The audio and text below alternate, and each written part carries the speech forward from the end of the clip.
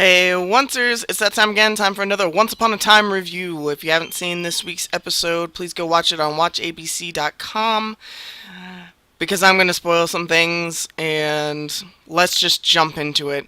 This episode was all about Rumple and it was amazing. I loved this episode. We get to go back and see into his past when he was a baby.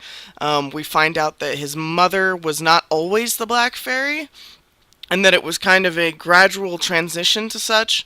We find out that Tiger Lily was actually his fairy godmother, um, and that he was prophesized to be a savior, which is like huge news. Like, no one would ever have guessed that. He was supposed to be a savior, but the prophecy stated that he would die, taking out a great evil born in the same winter he was, that bore a crescent moon scar. His mother became determined to keep him from that destiny and gave herself fairy powers by jacking Tiger Lily's wand. Um, they end up going to the vault of the fairies, and we find out that she has crafted a curse, which is the dark curse, the curse that started everything in the show. Um, in the attempt to banish all children from the land to keep him safe. Um, yeah, it was just such good exposition, such good stuff. Oh, so much good stuff.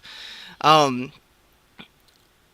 we learn that, she takes out Tiger Lily's heart, and then she turns into the Dark Fairy for the first time.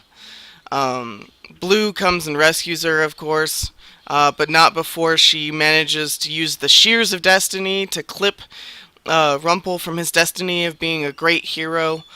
Um, so there's that,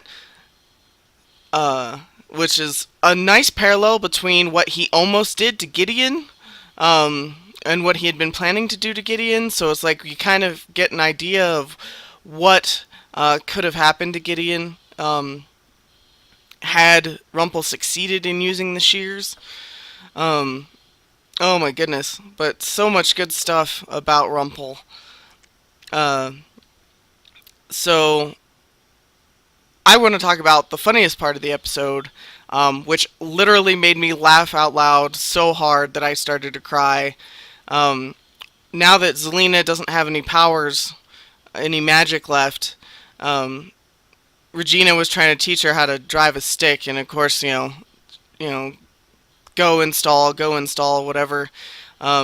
Regina was going to take on the Dark Fairy in the middle of town, outside of Granny's, and all of a sudden, Zelina hits the Dark Fairy with her car, and then pokes her head out and is like, "Miss me?" I just thought that was the funniest thing ever. It was perfect comedy for the episode that needed it. Um, back to Rumple though. Um, he makes a promise to Belle and Gideon, that he'll do whatever to protect them, and that he is going to take out the Dark Fairy. He ends up having a heart-to-heart with her and finding out, that Blue banished her, after snipping him with the shears, and she shows him the rest of the story, and he makes a decision. He tells everyone else that he's defeated her, and he presents this dark, black, cold black heart, as if to say, I defeated her, here's her heart for proof. But of course he didn't, and it seems like he's aligned himself with her for the final battle. So we'll get to see that probably in the next episode, which is the wedding episode, and it's also the musical episode. I'm curious to how that's going to go, and I can't really wait for that. So, a lot of exposition, a lot of great stuff about Rumple.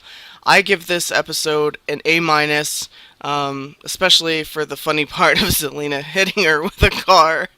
Um, Tell me what you thought of this episode, though. Did you enjoy it as much as I did? Did you wish for something more?